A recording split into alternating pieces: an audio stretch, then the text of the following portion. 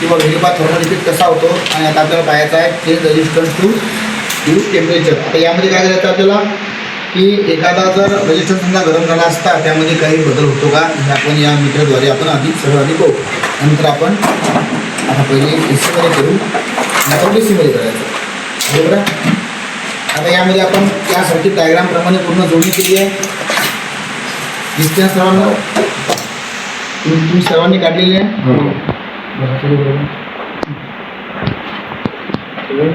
यामध्ये बघा एक मिनिट इथं हे जे कॉईल आहे फक्त मोस्ट किती दिली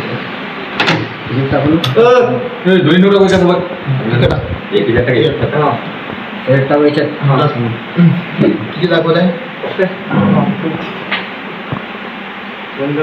एक ठीक आहे बस कर मग ते समजून गेलं. यामध्ये पाहू आपण DC मध्ये पाहू. बंद करायचं मिनिट. त्यामध्ये काय करायचं आपल्याला ड्यू टू टेम्परेचर मोजायचं रेजिस्टन्सचं.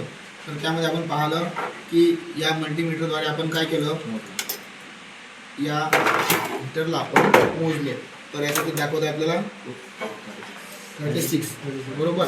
आता हा सध्या काय आहे पूर्ण नॉर्मल आहे थंड झालेला आहे गरम नाही आणि ज्यावेळेस हा टेम्परेचर घेईल त्यावेळेस हा रेजिस्टन्स किती होऊन जाते आपण ते यामध्ये पाहू. आता पूर्ण काढून घ्या बरोबर काम चालू असते.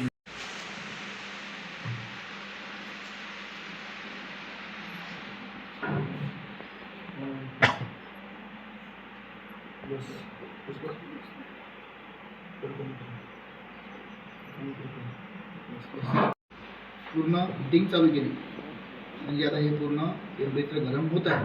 चालू केलं का? तर यामध्ये आपण आता पाहू की किती तापमानापर्यंत जाण्यानंतर आपण ते रेजिस्टन्स मोजू किती घेता येतं.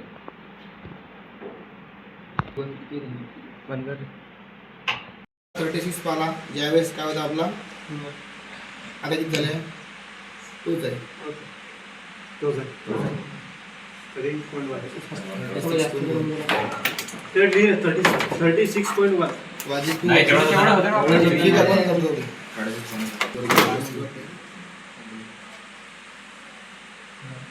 किती 21.6 त्याच्यामध्ये 5 ती गाठी 5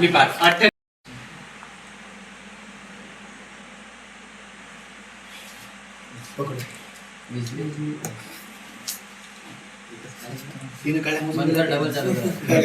की यामध्ये आपण AC मध्ये टेम्परेचर घेतला. आता आपण DC मध्ये पाहू. तर आपल्याला हा रेजिस्टन्स आहे दाखवत आहे किती दाखवत आहे 98.5. तर यामध्ये आता आपण नोट करून घे रे 98.5. आता यामध्ये काय करू आपण याला गरम करू. तर यामध्ये दिसते गरम करू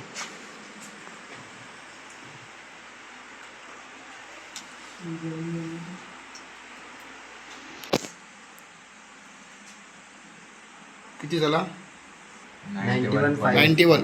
आणि जसा जसा हा थंड होत जाईल तसा त्याचा ओहम वाढत जाईल. बघा ओहम वाढत आहे. आता त्याला गरममध्ये हे पहा तुम्हाला परत दिसेल जास्त एकदम पिटून नव्हती. ह्याला कमी कमी बघा त्यामध्ये दिसत आहे. ह्याला कमी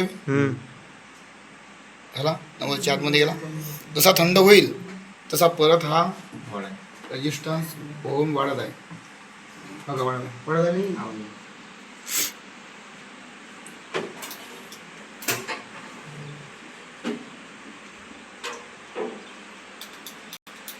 म्हणजे आपला काय होत आहे रेजिस्टन्सवर थर्मलचा इफेक्ट पहा.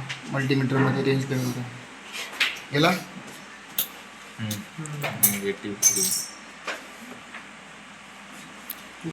आणि अशा प्रकारे आपण हे टेम्परेचर याचं घेऊ शकतो. समजलं प्रॅक्टिकल सर्वांनी ते जुळायचा करायचा.